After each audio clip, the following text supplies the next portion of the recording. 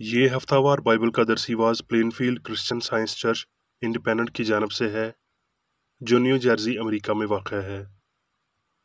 مزید معلومات کے لیے آپ ہماری ویب سائٹ ملاحظہ کریں www.plainfieldcs.com۔ یہ سبق 14 مارچ 2021 بروز اتوار ہفتہ کے اختتام پر آپ کے مطالعہ کی غرض سے تیار کیا گیا ہے۔ مضمون، مواد، سنہری متن، متی۔ تم پہلے خدا کی بادشاہی اور اس کی راست بازی کی تلاش کرو تو یہ سب چیزیں بھی تم کو مل جائیں گی۔ جوابی مطالعہ۔ زبور۔ خداوند میرا چوپان ہے، مجھے کمی نہ ہوگی۔ وہ مجھے ہری ہری چراگاہوں میں بٹھاتا ہے، وہ مجھے راحت کے چشموں کے پاس لے جاتا ہے، وہ میری جان کو بحال کرتا ہے، وہ مجھے اپنے نام کی خاطر صداقت کی راہوں پر لے چلتا ہے۔ بلکہ خواہ موت کے سایہ کی وادی میں سے میرا گزر ہو، میں کسی بلا سے نہ ڈروں گا، کیونکہ تو میرے ساتھ ہے۔ تیرے عصا اور تیری لاٹھی سے مجھے تسلی ہے۔ تو میرے دشمنوں کے روبرو میرے آگے دسترخوان بچھاتا ہے۔ تو نے میرے سر پر تیل ملا ہے، میرا پیالہ لبریز ہوتا ہے۔ یقیناً بھلائی اور رحمت عمر بھر میرے ساتھ ساتھ رہیں گی، اور میں ہمیشہ خداوند کے گھر میں سکونت کروں گا۔ درسی واز بائبل میں سے زبور۔ خداوند پر توکل کر اور نیکی کر، ملک میں آباد رہ اور اس کی وفاداری سے پرورش پا۔ خداوند میں مسرور رہ اور وہ تیرے دل کی مرادیں پوری کرے گا۔ اپنی راہ خداوند پر چھوڑ دے اور اس پر توکل کر، وہی سب کچھ کرے گا۔ سلاطین۔ اور انبیاء زادوں کی بیویوں میں سے ایک عورت نے الیشا سے فریاد کی اور کہنے لگی کہ تیرا خادم میرا شوہر مر گیا ہے، اور تو جانتا ہے کہ تیرا خادم خداوند سے ڈرتا تھا۔ سو اب قرض خواہ آیا ہے کہ میرے دونوں بیٹوں کو لے جائے تاکہ وہ غلام بنے۔ الیشا نے اس سے کہا، میں تیرے لیے کیا کروں؟ مجھے بتا تیرے پاس گھر میں کیا ہے؟ اس نے کہا، تیری لونڈی کے پاس گھر میں ایک پیالہ تیل کے سوا کچھ نہیں۔ تب اس نے کہا، تو جا اور باہر سے اپنے سب ہمسایوں سے برتن رعایت لے، وہ برتن خالی ہوں اور تھوڑے برتن نہ لینا۔ پھر تو اپنے بیٹوں کو ساتھ لے کر اندر جانا اور پیچھے سے دروازہ بند کر لینا، اور ان سب برتنوں میں تیل ڈالنا، اور جو بھر جائے اسے اٹھا کر الگ رکھنا۔ سو وہ اس کے پاس سے گئی، اور اس نے اپنے بیٹوں کو اندر ساتھ لے کر دروازہ بند کر لیا، اور وہ اس کے پاس لاتے جاتے تھے اور وہ انڈیلتی جاتی تھی۔ جب وہ برتن بھر گئے تو اس نے اپنے بیٹوں سے کہا، میرے پاس ایک اور برتن لا۔ اس نے اس سے کہا، اور تو کوئی برتن رہا نہیں۔ تب تیل موقوف ہو گیا۔ تب اس نے آ کر مرد خدا کو بتایا۔ اس نے کہا، جا، تیل بیچ اور قرض ادا کر، اور جو باقی بچ رہے اس سے تو اور تیرے بیٹے گزران کریں۔ یرمیہ۔ کیونکہ میں تمہارے حق میں اپنے خیالات کو جانتا ہوں، خداوند فرماتا ہے، یعنی سلامتی کے خیالات، برائی کے نہیں، تاکہ میں تم کو نیک انجام کی امید بخشوں۔ تب تم میرا نام لوگے اور مجھ سے دعا کرو گے، اور میں تمہاری سنوں گا، اور تم مجھے ڈھونڈو گے اور پاؤ گے جب پورے دل سے میرے طالب ہوگے۔ یوحنا۔ یسوع پہاڑ پر چڑھ گیا اور اپنے شاگردوں کے ساتھ وہاں بیٹھا، اور یہودیوں کی عید فصح نزدیک تھی۔ پس جب یسوع نے اپنی آنکھیں اٹھا کر دیکھا کہ میرے پاس بڑی بھیڑ آ رہی ہے، تو فلپس سے کہا کہ ہم ان کے کھانے کے لیے کہاں سے روٹیاں مول لیں؟ مگر اس نے اسے آزمانے کے لیے یہ کہا، کیونکہ وہ آپ جانتا تھا کہ میں کیا کروں گا۔ فلپس نے اسے جواب دیا کہ 200 دینار کی روٹیاں ان کے لیے کافی نہ ہوں گی کہ ہر ایک کو تھوڑی سی مل جائے۔ اس کے شاگردوں میں سے ایک نے، یعنی شمعون پطرس کے بھائی اندریاس نے اس سے کہا، یہاں ایک لڑکا ہے جس کے پاس جو کی 5 روٹیاں اور 2 مچھلیاں ہیں، مگر یہ اتنے لوگوں میں کیا ہیں؟ یسوع نے کہا کہ لوگوں کو بٹھاؤ، اور اس جگہ بہت گھاس تھی۔ پس وہ مرد جو تخمین 5000 تھے بیٹھ گئے۔ یسوع نے وہ روٹیاں لیں اور شکر کر کے انہیں جو بیٹھے تھے بانٹ دیں، اور اسی طرح مچھلیوں میں سے جس قدر چاہتے تھے بانٹ دیا۔ جب وہ سیر ہو چکے تو اس نے اپنے شاگردوں سے کہا کہ بچے ہوئے ٹکڑوں کو جمع کرو تاکہ کچھ ضائع نہ ہو۔ چنانچہ انہوں نے جمع کیا، اور جو کی 5 روٹیوں کے ٹکڑوں سے جو کھانے والوں سے بچ رہے تھے 12 ٹوکریاں بھریں۔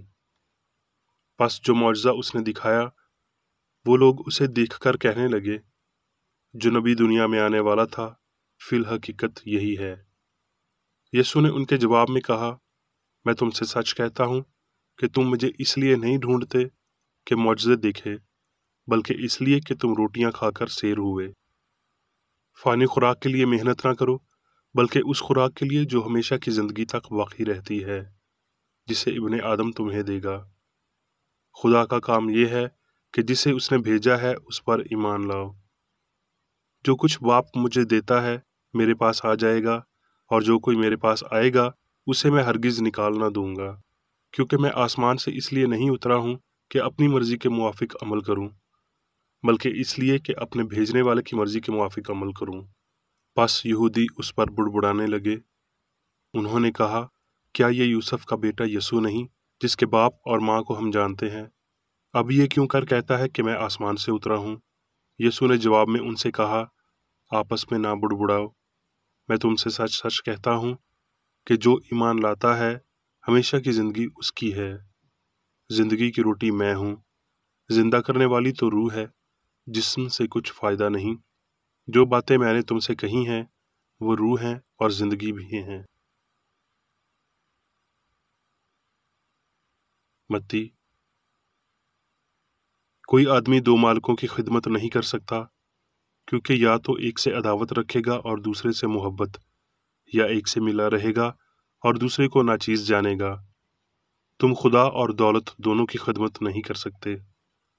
اس لیے میں تم سے کہتا ہوں کہ اپنی جان کی فکر نہ کرنا کہ ہم کیا کھائیں گے یا کیا پئیں گے، اور نہ اپنے بدن کی کہ کیا پہنیں گے۔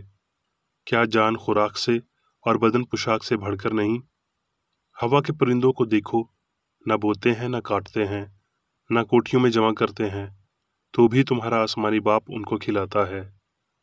پس کل کے لیے فکر نہ کرو، کیونکہ کل کا دن اپنے لیے آپ فکر کر لے گا۔ آج کے لیے آج ہی کا دکھ کافی ہے۔ فلپیوں، خداوند میں ہر وقت خوش رہو۔ پھر کہتا ہوں کہ خوش رہو۔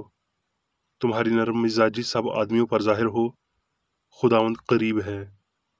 کسی بات کی فکر نہ کرو، بلکہ ہر ایک بات میں تمہاری درخواستیں دعا اور منت کے وسیلہ سے شکر گزاری کے ساتھ خدا کے سامنے پیش کی جائیں۔ تو خدا کا اطمینان جو سمجھ سے بالکل باہر ہے تمہارے دلوں اور خیالوں کو مسیح یسوع میں محفوظ رکھے گا۔ اب میں میری بیکریڈی کی تحریر کردہ کرسچن سائنس کی درسی کتاب سائنس اور صحت آیات کی کنجی کے ساتھ میں سے لی گئی تحریریں پڑھوں گا۔ سائنس اور صحت۔ ہستی کی حقیقت اور ترتیب کو اس کی سائنس میں تھامنے کے لیے وہ سب کچھ حقیقی ہے، اس کے الہی اصول کے طور پر آپ کو خدا کا تصور کرنے کی ابتدا کرنی چاہیے۔ روح، زندگی، سچائی، محبت، یکسانیت میں جڑ جاتے ہیں، اور یہ سب خدا کے روحانی نام ہیں۔ سب مواد، ذہانت، حکمت، ہستی، لافانیت، وجہ اور اثر خدا سے تعلق رکھتے ہیں۔ مواد وہ ہے جو ابدی ہے اور نیست ہونے اور مخالفت سے عاجز ہے۔ سچائی، زندگی اور محبت مواد ہیں، جیسے کہ کلام عبرانیوں میں یہ الفاظ استعمال کرتا ہے۔ ایمان امید کی ہوئی چیزوں کا اعتماد اور اندیکھی چیزوں کا ثبوت ہے۔ روح جو فہم، جان یا خدا کا مترادف لفظ ہے، واحد حقیقی مفاد ہے۔ روحانی کائنات بشمول انفرادی انسان ایک مشترک خیال ہے جو روح کے الہی مواد کی عکاسی کرتا ہے۔ جیسا کہ خدا اصل ہے اور انسان الہی صورت اور شبیہ ہے، تو انسان کو صرف اچھائی کے اصل، روح کے اصل، نہ کہ مادے کی خواہش رکھنی چاہیے، اور حقیقت میں ایسا ہی ہوا ہے۔ یہ عقیدہ روحانی نہیں ہے کہ انسان کے پاس کوئی دوسرا مواد یا عقل ہے، اور یہ پہلے حکم کو توڑتا ہے کہ تو ایک خدا، ایک عقل کو ماننا۔ مادی انسان خود کو مادی مواد دکھائی دیتا ہے، جبکہ انسان شبیہ خیال ہے۔ فریب نظری، گناہ، بیماری اور موت مادی فہم کی جھوٹی گواہی سے جنم لیتے ہیں، جو لامحدود روح کے مرکزی فاصلے سے باہر ایک فرضی نظریے سے عقل اور اصل کی پلٹی ہوئی تصویر پیش کرتی ہے، جس میں ہر چیز اوپر سے نیچے الٹ ہوئی ہوتی ہے۔ ابتدا سے آخر تک پورا کلام پاک مادے پر روح، عقل کی فتح کے واقعات سے بھرپور ہے۔ موسیٰ نے عقل کی طاقت کو اس کے ذریعے ثابت کیا جسے انسان معجزات کہتا ہے۔ اسی طرح یشوع، ایلیا اور الیشا نے بھی کیا۔ مسیحی دور کو علامات اور عجائبات کی مدد سے بڑھایا گیا۔ معجزہ وہ جو الہی طور پر فطری ہو مگر اسے انسانی طور پر سمجھا گیا ہو، ایک سائنسی رجحان۔ ایک معجزہ خدا کے قانون کو پورا کرتا ہے لیکن اس قانون کو توڑتا نہیں۔ یہ حقیقت خود معجزے کی نسبت زیادہ پراسرار لگتی ہے۔ نام نہاد معدنیات، سبزی اور حیوانی مواد اب عارضی نہیں یا مادی ڈھانچہ نہیں ہیں، جتنا کہ یہ اس وقت تھے جب صبح کے ستارے نے اکٹھے گیت گایا تھا۔ عقل نے ابھی تک زمین پر کھیت کا کوئی پودا نہیں لگایا تھا۔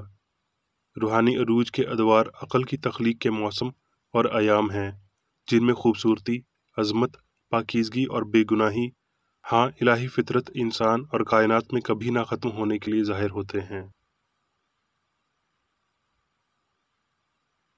یہ نظریہ کہ روح ہی واحد مواد اور خالق نہیں ہے، ایک وحدت الوجود کی قدامت پسندی ہے جو بیماری، گناہ اور موت میں مکمل ہوتی ہے۔ یہ جسمانی جان اور مادی عقل پر ایک یقین ہے، یعنی وہ جان جس پر جسم حکمرانی کرتا ہے اور عقل جو مادے میں ہوتی ہے۔ یہ عقیدہ ایک سطحی وحدت الوجودیت ہے۔ الہی سائنس نئی میں پرانی مشقوں میں جان کو مادے میں اور نہ ہی لامحدود کو محدود میں انڈیلتی ہے۔ جب ہم روح کے حقائق کو تھام لیتے ہیں تو ہمارے مادے سے متعلق جھوٹے خیالات ختم ہو جاتے ہیں۔ پرانے عقیدے کو باہر نکالنا چاہیے، وگرنہ نیا خیال بہہ جائے گا اور وہ الہام جس نے ہمارا نقطہ نظر تبدیل کرنا ہے کھو جائے گا۔ مادی خودی میں ڈوب کر ہم زندگی اور عقل کے مادے کو ہلکا سا منعکس کرتے اور اسے جان لیتے ہیں۔ مادی خودی سے انکار انسان کی روحانی اور ابدی انفرادیت سے متعلق جاننے میں مدد دیتا ہے، اور مادے سے یا جنہیں مادی حواس کی اصطلاح دی گئی ہے ان کے وسیلہ غلط علم کو تباہ کرتا ہے۔ مشکلات بشر کو مادی عصا، ایک خستہ نرسل پر نہ جھکنا سکھاتی ہیں جو دل میں چھد جاتا ہے۔ خوشی اور خوشحالی کی دھوپ میں ہم اس کی نیم خیالی نہیں رکھتے۔ غم صحت بخش ہیں، بڑی مصیبتوں کے وسیلہ ہم بادشاہت میں داخل ہوتے ہیں، آزمائشیں خدا کی حفاظت کا ثبوت ہیں۔ روحانی ترقی مادی امیدوں کی مٹی میں پیدا ہونے والے بیج سے نمو نہیں پاتی، بلکہ جب یہ فنا ہو جاتے ہیں، محبت نئے سرے سے روح کی بلند تر خوشیوں کو پروان چڑھاتی ہے، جس پر زمین کا کوئی داغ نہیں ہوتا۔ تجربے کا ہر کامیاب مرحلہ الہی اچھائی اور محبت کے نئے نظریات کو کھولتا ہے۔ کیا آپ یہ کہتے ہیں کہ ہنوز وقت نہیں آیا جس میں روح کو مادی اور بدن کو قابو میں رکھنے کے قابل سمجھا جائے؟ یسوع کو یاد کیجیے، جس نے قریباً 19 صدیاں قبل روح کی قوت کو ظاہر کیا اور کہا، جو مجھ پر ایمان رکھتا ہے یہ کام جو میں کرتا ہوں وہ بھی کرے گا، اور جس نے یہ بھی کہا، مگر وہ وقت آتا ہے بلکہ اب ہی ہے کہ سچے پرستار باپ کی پرستش شروع اور سچائی سے کریں گے۔ پولوس نے کہا، دیکھو اب قبولیت کا وقت ہے، دیکھو یہ نجات کا دن ہے۔ ہر کسی کے لیے یہ فیصلہ کرنے کا وقت ہے کہ آیا یہ فانی عقل ہے یا لافانی عقل ہے جو سبب بنتی ہے۔ ہمیں مابعد الطبیاتی سائنس اور اس کے الہی اصول کے لیے مادے کی بنیادوں کو ترک کرنا چاہیے۔ جو کچھ بھی اس تصور کو مشابہت فراہم کرتا ہے جس پر اس کے اصول کی حکمرانی ہوتی ہے، وہی ضروری خیال کو بھی فراہم کرتا ہے۔ اب تک کا بہترین واعظ جس کی تعلیم دی گئی ہے وہ سچائی ہے، جس کا اظہار اور مشق گناہ، بیماری اور موت کی تباہی سے ہوا ہے۔ یہ سب جانتے ہوئے اور اس کے ساتھ ساتھ یہ بھی جانتے ہوئے کہ ہماری ایک رغبت ہمارے اندر اعلیٰ ہے اور وہ ہماری زندگیوں میں آگے بڑھتی ہے۔ یسوع نے کہا، کوئی آدمی دو مالکوں کی خدمت نہیں کر سکتا۔ ہم جھوٹی بنیادوں پر محفوظ تعمیرات نہیں کر سکتے۔ سچائی ایک نئی مخلوق بناتی ہے جس میں پرانی چیزیں جاتی رہتی ہیں اور سب چیزیں نئی ہو جاتی ہیں۔ مابعد الطبیات طبیعت سے بلند ہوتی ہے اور مادہ مابعد الطبیاتی احاطوں یا نتائج میں داخل نہیں ہوتا۔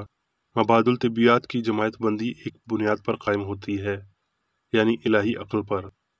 مابعد الطبیات چیزوں کو خیالات میں منتقل کرتی ہے، فہم کی چیزوں کو روح کے خیالات کے ساتھ باہم تبدیل کرتی ہے۔ یہ خیالات مکمل طور پر حقیقی اور روحانی ضمیر کے لیے ٹھوس ہوتے ہیں، اور انہیں مادی فہم کی چیزوں اور خیالات پر یہی فوقیت حاصل ہے، وہ اچھے اور ابدی ہوتے ہیں۔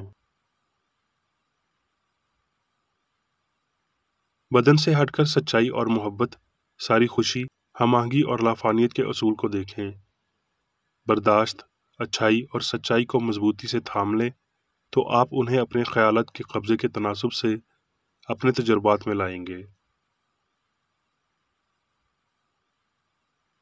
کیونکہ خدا لامحدود، قادر مطلق، بھرپور زندگی، سچائی، محبت ہر ایک پر اور سب پر حاکم ہے۔ اب میں میری بیکریڈی کی جانب سے چرچ مینول میں دیے گئے روزانہ کے 3 فرائض پڑھوں گا۔ روزمرہ کی دعا۔ اس چرچ کے ہر رکن کا یہ فرض ہے کہ ہر روز یہ دعا کرے، تیری بادشاہی آئے، الہی حق، زندگی اور محبت کی سلطنت مجھ میں قائم ہو اور سب گناہ مجھ سے خارج ہو جائیں، اور تیرا کلام سب انسانوں کی محبت کو وافر کرے اور ان پر حکومت کرے۔ مقاصد اور اعمال کا ایک اصول۔ نہ کوئی مخالفت، نہ ہی کوئی محض ذاتی وابستگی مادری چرچ کے کسی رکن کے مقاصد یا اعمال پر اثر انداز ہونے چاہئیں۔ سائنس میں صرف الہی محبت حکومت کرتی ہے، اور ایک مسیحی سائنسدان گناہ کو رد کرنے سے حقیقی بھائی چارے، خیرات پسندی اور معافی سے محبت کی شیریں سائشوں کی عکاسی کرتا ہے۔ اس چرچ کے تمام اراکین کو سب گناہوں سے، غلط قسم کی پیشن گوئیوں، منصفیوں، مذمتوں، اصلاحوں، غلط تاثرات کو لینے اور غلط متاثر ہونے سے آزاد رہنے کے لیے روزانہ خیال رکھنا چاہیے اور دعا کرنی چاہیے۔ فرض کے لیے چوکسی۔ اس چرچ کے ہر رکن کا یہ فرض ہے کہ وہ ہر روز جارحانہ ذہنی آرا کے خلاف خود کو تیار رکھے اور خدا اور اپنے قائد اور انسانوں کے لیے اپنے فرائض کو نہ کبھی بھولے اور نہ کبھی نظر انداز کرے۔ اس کے کاموں کے باعث اس کا انصاف ہوگا، وہ بے قصور یا قصوروار ہوگا۔